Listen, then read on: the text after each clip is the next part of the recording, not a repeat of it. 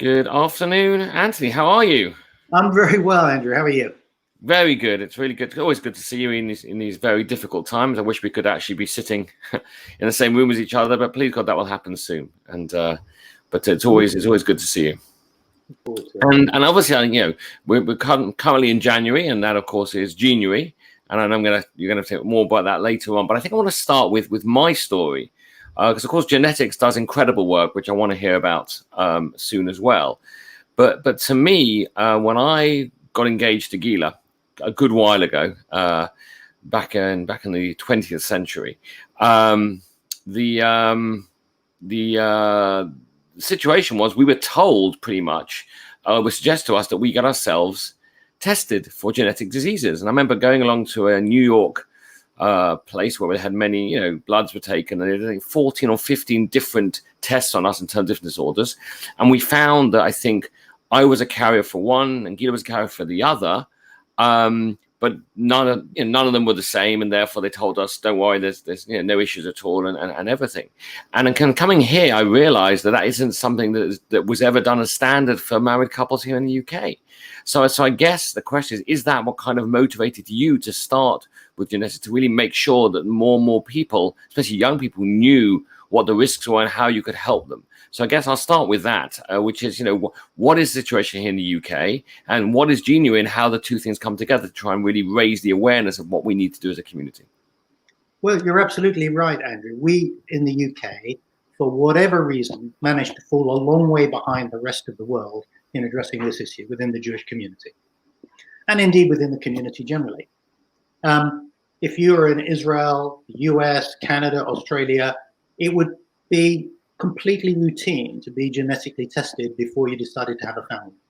Right.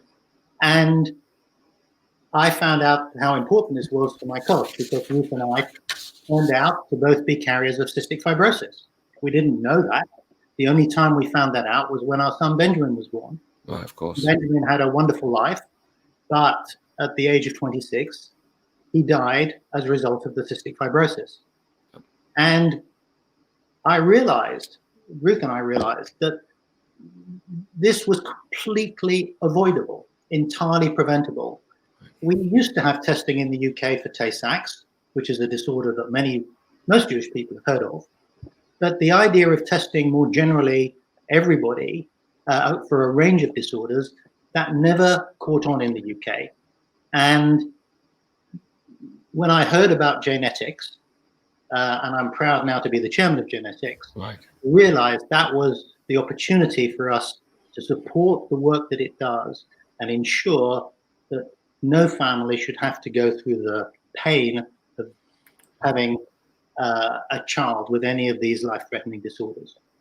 So what are Jewish genetics? And is it a Jewish thing, or is it genetics are genetic disorders? But what's the real push in terms of the Jewish community, would you say? Okay, so every community has disorders that are more prevalent in that community than elsewhere. So if you were in Cyprus, it would be thalassemia. If you're in the Black community, then it would be sickle cell anemia. The UK community, both the Ashkenazi and the Sephardi communities, have certain conditions that are more prevalent in their communities than elsewhere. And what we're trying to do in January is really get people to realize that these disorders exist and that we can manage them so much better than we do now. There are two kinds broadly. There are dominant disorders, mainly hereditary cancers. So people would have heard of BRCA-related disorders. And in the Ashkenazi community, you are roughly 40 times more likely to carry a mutation of the BRCA gene that could cause cancer than in the community at large. About 1 in 40 people will carry that gene. Really? And in the Sephardi community, it's still 1 in 100.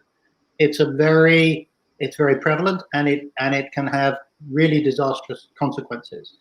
And those are disorders which they're called dominant because you only have to have one of your parents carrying that disorder, and they can pass it on to their children. And we do work in the BRCA area in education and helping people to better manage the risk of dominant disorders. But Genuary is largely focused on the other kind of disorders, which are recessive. Recessive disorders are you can be a carrier of a recessive disorder and be entirely healthy. You will be entirely healthy. Which I think I am. I am a carrier, as far as I know from the test. I am a carrier of CF, and I'm entirely healthy. Right. But if you have a couple who both carry the same recessive disorder, there is a 1 in 4 chance that their child will suffer from the disorder. And to give you an idea of the scale of the problem, within the Ashkenazi community, 1 in 5 of us in the Ashkenazi community carry one of the 9 recessive disorders that genetics screens for. Which means basically, you know, the odds. I mean, again, I would say how rare or is it that, you know, children are born with these recessive disorders? Then, if it was 1 in 5, that would not mean it's that. It's quite unfortunately that it can really strike quite often. Well, you're right. It's much more prevalent than people realize. 1 in 5 of us carry one of these 9 disorders, but you have to marry somebody who has the same one, disorder, and then there's a 1 in 4 chance. But even so, every year, kids are being born into our community now with these disorders, and which are life-shortening, life-threatening, can cause enormous strain and anguish within a family. And today, it is entirely unnecessary. We can work out if you're a carrier, and you can ensure that you can have healthy children. So then, how does carrier screening work? How does the work genetics does and will continue to do help make sure that this terrible situation doesn't arise? What happens and what can be done? Well, it follows exactly the pattern you described right at the beginning, Andrew. Right. You can go along and you can get screened and find out your carrier status. And today's screening is really simple. It only takes a saliva test. Okay. It's not a blood test. It's really simple. We can even now, during COVID, we've moved to an entirely virtual screening process where you get your screening is sent. Your screening pack is sent to you by post. You send it back by post. You get any genetic counseling you need by video or by telephone conference with one of our genetic counselors. So it's incredibly simple, and the basic theory is simple. You find out if you are a carrier or not. If you are a carrier, you are empowered to deal with the problem, because if it turns out that your partner, your life partner, is also a carrier of the same disorder, then with that knowledge, there are a number of steps you can take to ensure that you can have your own healthy children, free of that disorder. Can't guarantee they're healthy for other reasons, but I can guarantee that they will be free of those disorders. And is that something, for example, you talked about, just interesting for me, you talked about how obviously when I did it, which is, 25 years ago, it was not as sophisticated as today. Does that mean then they couldn't have guaranteed it? It was just like you just knew, but now technology's moved on, that actually you can actually find a way to make sure that sort of it's not passed on to the next generation? The difference today is that there are more techniques for enabling you to have your own children, even if you are both carriers. Right. So it is. So there are people will know about IVF. It's possible to have IVF, which is coupled with what's called PGD, which is testing the embryo before it's reintroduced into the mother to ensure that it doesn't carry any of the genetic disorders that you may have, and in that way you can be confident that your child will be free of a disorder, even if you and your partner are both carriers. But of course, the critical thing here is knowledge. If you don't know, you could end up, God forbid, having a child with one of these disorders without even realizing you're a carrier. But what's interesting, what you said as well, is people may ask me, so why is Mizrahi involved in this? What's our interest? Not only, of course, the Jewish interest, but of course the halachic interest. But of course, so much of what is being done. I know that you've been talking to Rabbi Joel Koenigsberg, who is our Mizrahi Shalech in the UK, because obviously everything Jnetics does is through the halachic system, making sure that every procedure is completely okayed by the Rabbonim and by various I guess, halachic decisors. And for us, it's so important that the modern world and medicine and halacha kind of come together to make sure we can keep these diseases at bay. Absolutely. We have the full support and endorsement of the chief rabbi, the United Synagogue, in fact, of every synagogue movement in the UK, Correct. of the Beth Din. There is a parallel system within the Haredi community called Doyer Sharim. Mm-hmm. Yeah. And listen, I'm not saying you have to get screened with us.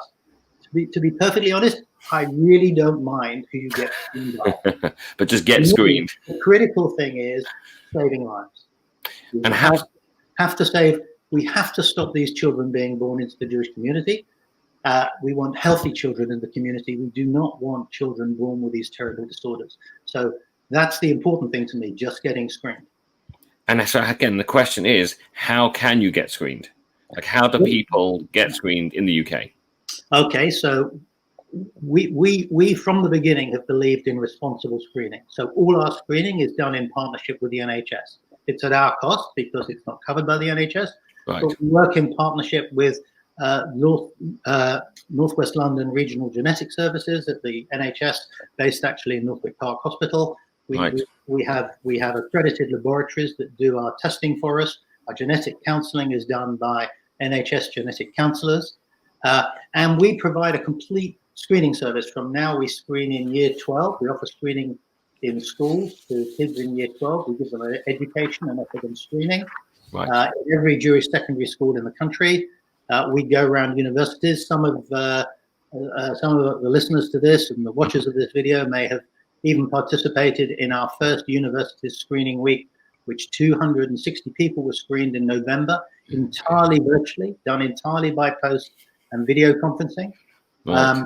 And we have our own genetics clinic run in partnership with the NHS, which is at Barnet Hospital. You can go online to our website, genetics.org, and book yourself an appointment online. It's that simple. You'll get a phone call back or a video call back. You'll get a pack in the post, and you can get screened. And look, as I said, I think, as you said, something so simple as being screened and what it can lead to in terms of eventually, please God, stopping these diseases from, causing the pain and the heartache, which, of course, you know personally so well. Thank you so much, Tony. It's always a pleasure to listen to you and to hear the tremendous growth that Jnetics has had over the last few years, and it's wonderful. I know you work with so many of the Jewish schools, and there are literally thousands of kids because of you and the work that Jnetics does that now have been screened, and hopefully more and more will continue to be screened. So, as you said, it becomes, like America, like Israel, just a natural thing for all Jewish people to get screened when they're young, when they're engaged, whatever it is, to make sure that these things do not come into our community and give pain and sadness to so many people. So thank you, and please, I wish you tremendous hatzlacha and success. And again, always Mizrahi are there to support these things you're doing. And again, it's really inspiring to hear of how you personally have taken this on, you and Ruth, to make sure that Jewish kids born can live, please God, long, healthy, and happy lives. So thank you. Thank you for your pleasure, and have a good day. Bye-bye.